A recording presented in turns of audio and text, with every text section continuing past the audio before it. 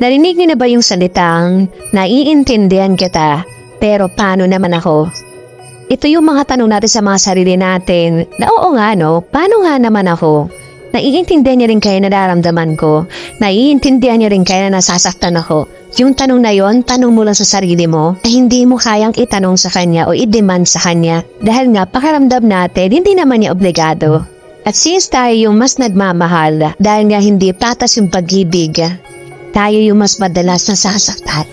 Na kahit anong sitwasyon, iintindihin mo siya dahil mahal mo siya. So, na kahit minsan naiisip mo na sana minsan tanungin niya rin ako.